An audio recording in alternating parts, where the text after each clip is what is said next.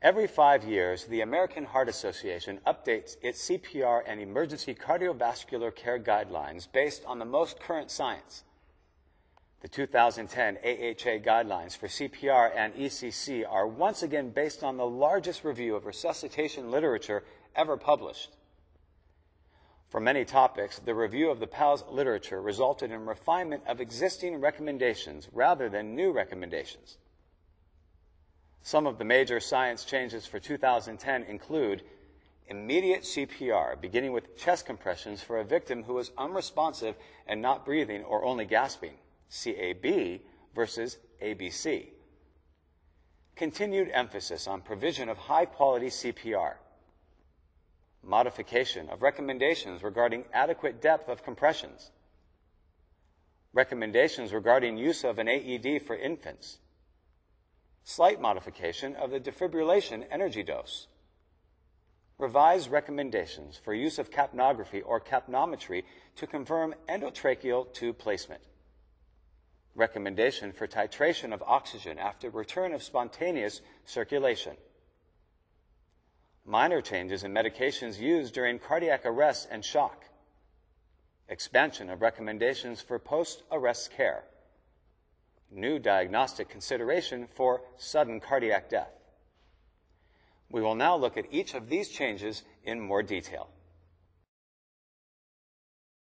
Providers should give immediate CPR, beginning with chest compressions for any victim who is unresponsive and not breathing, or only gasping and with no pulse palpated within 10 seconds. Treat the victim with gasps as though there is no breathing and begin CPR with chest compressions, not rescue breaths. The 2010 recommendations changed the mnemonic ABC to CAB.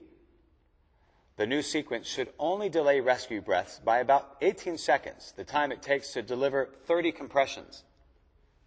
The new CAB sequence was adopted for 2 reasons. First, in adults, cardiac arrest is often sudden. At the time of sudden cardiac arrest, the blood oxygen level is usually normal, so compressions are initially more important than ventilations. Second, the new sequence starts with the CPR skill easiest for the rescuers to perform. It is hoped that this sequence will result in more frequent bystander CPR that will benefit all victims of arrest. The most important resuscitative measures are high-quality chest compressions and rapid defibrillation. It is critical to initiate chest compressions as soon as possible. Sudden cardiac arrest is much less common in pediatrics than in adults. Most pediatric cardiac arrests are asphyxial, so hypoxemia is likely to be present at the time of the arrest. It is critical to initiate ventilations along with compressions as soon as possible for pediatric victims. However, in an effort to avoid confusion by having different steps for victims of different ages, the compression-first approach was adopted for victims of all ages. It will only delay initiation of ventilation for a few seconds. The AHA believes that use of the same sequence for victims of all ages and beginning the sequence with compressions will increase the likelihood that bystander CPR will be provided.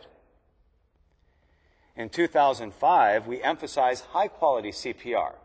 As a result, there is emerging evidence of improved outcomes, so in 2010, we continue to emphasize high-quality CPR. Basic life support is not just a set of skills used until you begin advanced life support, but rather the foundation of pediatric advanced life support. High-quality CPR is essential to increase a victim's chance of survival. During cardiac arrest, high-quality CPR, especially high-quality chest compressions, is critical to increase the coronary perfusion pressure and blood flow in order to achieve return of spontaneous circulation. This term may be abbreviated with the initials ROSC. One result of effective chest compressions is a higher coronary perfusion pressure, which is the difference between the aortic diastolic pressure and the pressure in the right atrium. The higher the coronary perfusion pressure during CPR, the better the victim's chance of survival. If the coronary perfusion pressure is too low, the victim won't survive. Here you see pressure measurements recorded during actual CPR in a laboratory. The difference between the bottom of the purple lines and the bottom of the yellow lines reflects the coronary perfusion pressure. As you can see, during an uninterrupted series of compressions, the coronary perfusion pressure gradually increases. However, every time compressions are interrupted to give breaths, blood flow stops and coronary perfusion pressure falls dramatically and remains low as long as compressions are interrupted. When chest compressions are resumed, it takes several compressions to restore the coronary perfusion pressure to the level it was before the interruption. The more interruptions in chest compressions, the lower the coronary perfusion pressure and the lower the victim's chance of survival. Therefore, the critical elements of high-quality CPR include start compressions within 10 seconds of recognition of cardiac arrest. Compress at an adequate rate of at least 100 compressions per minute.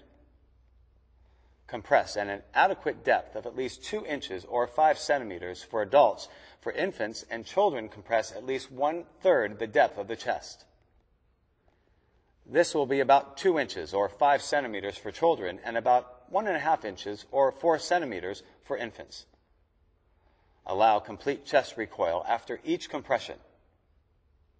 Minimize interruptions. Try to limit interruptions in compressions to less than 10 seconds. Give effective breaths that make the chest rise. Avoid excessive ventilation. You reduce blood flow each time you interrupt chest compressions to give breaths, attach AED pads, or switch compressors. In order to minimize interruptions in chest compressions, yet still provide adequate ventilation during CPR, lone rescuers should use a 30-to-2 compression to ventilation ratio in infants, children, and adults. When 2 healthcare providers perform CPR, the compression to ventilation ratio is 15-to-2 for infants and children up to the age of puberty.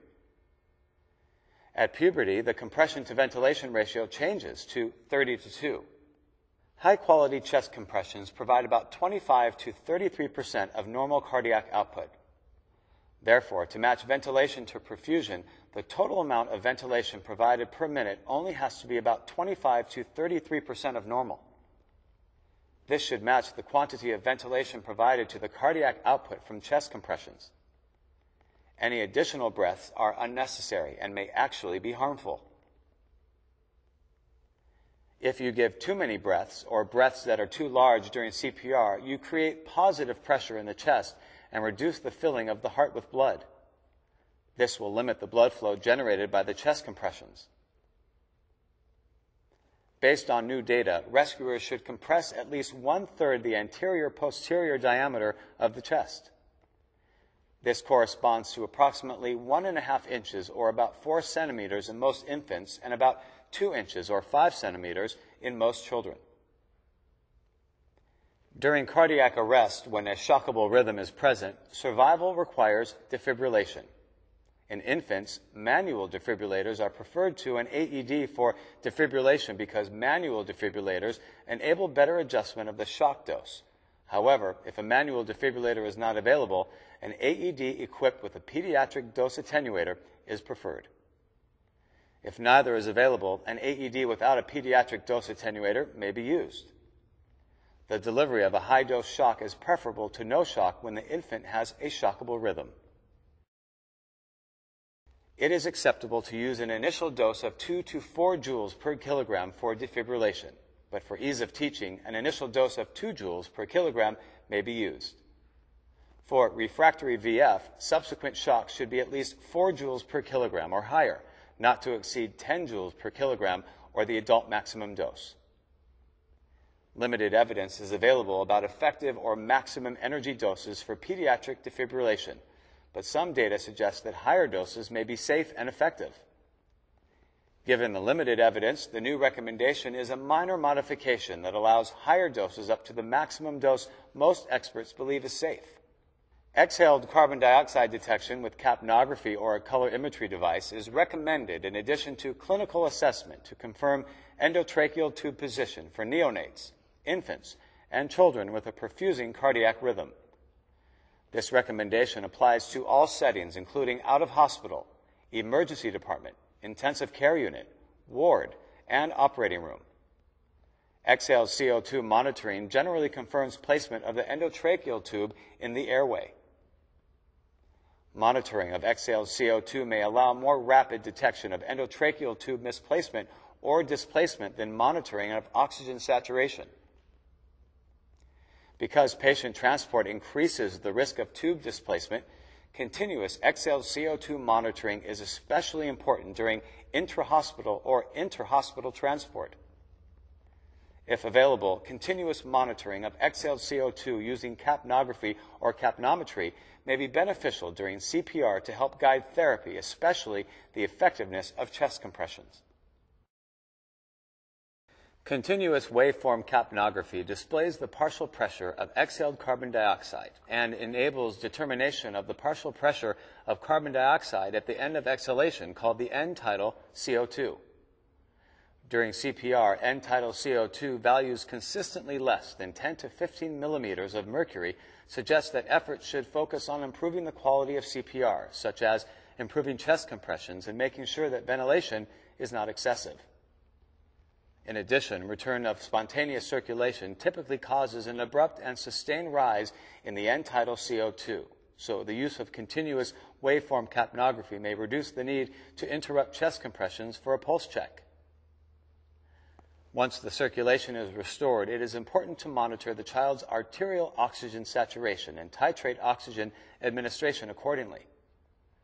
The goal is to avoid hyperoxia, a high arterial oxygen tension, while ensuring adequate oxygen delivery. Recent data from an adult study demonstrated worse outcomes with hyperoxia after resuscitation from cardiac arrest. Data suggests that hyperoxia enhances the oxidative injury observed after ischemia and reperfusion, such as occurs after resuscitation from cardiac arrest. In arterial oxygen saturation of 100% may correspond to an arterial oxygen tension anywhere between approximately 80 and 500 millimeters of mercury. As a result, to reduce the risk of oxidative injury, it is generally appropriate to decrease the inspired oxygen when the oxygen saturation is 100%. It may be reasonable, when the appropriate equipment is available, to titrate oxygen administration to maintain the arterial oxygen saturation between 94 and 99%. There are some new recommendations regarding the administration of calcium and etomidate. There is recent evidence that routine calcium administration in cardiac arrest provides no benefit and may be harmful. Therefore, routine calcium administration is not recommended for pediatric cardiopulmonary arrest in the absence of documented hypocalcemia, calcium channel blocker overdose, hypomagnesemia, or hyperkalemia. Routine calcium administration in cardiac arrest provides no benefit and may be harmful. Use of etomidate has been shown to facilitate endotracheal intubation in infants and children with minimal hemodynamic effect, but is not recommended for routine use in pediatric patients with evidence of septic shock. Evidence of potential harm from the use of etomidate in both adults and children with septic shock led to the recommendation to avoid its routine use in this setting. Although there have been no published results of prospective randomized pediatric trials of therapeutic hypothermia, based on adult evidence, therapeutic hypothermia cooling to a temperature of 32 to 34 degrees centigrade may be beneficial for adolescents who remain comatose after resuscitation from sudden witnessed out-of-hospital VF cardiac arrest. Therapeutic hypothermia has also been shown to be beneficial for the treatment of newborns with hypoxic ischemic insult. Therapeutic hypothermia may also be considered for infants and children who remain comatose after resuscitation from cardiac arrest. Further pediatric data are needed. There is increasing evidence that some cases of sudden death in infants, children, and young adults may be associated with genetic mutations. There is increasing evidence that some cases of sudden death in infants, children, and young adults may be associated with genetic mutations. These genetic mutations cause cardiac ion transport defects known as channelopathies. Channelopathies can cause fatal arrhythmias, and their correct diagnosis may be critically important for living relatives. When a sudden unexplained cardiac death occurs in a child or young adult, obtain a complete medical and family history. This includes a history of syncopal episodes, seizures, unexplained accidents or drowning, or sudden unexpected death at under 50 years of age. All previous ECGs should be reviewed. Where resources allow, children who die from unexplained cardiac death should have an unrestricted, complete autopsy. This should be performed by a pathologist with training and experience in cardiovascular pathology, if possible. Tissue should be preserved for genetic analysis to determine the presence of channelopathy. If a channelopathy is discovered during autopsy, surviving relatives should be evaluated by a medical professional to determine whether they too have channelopathies.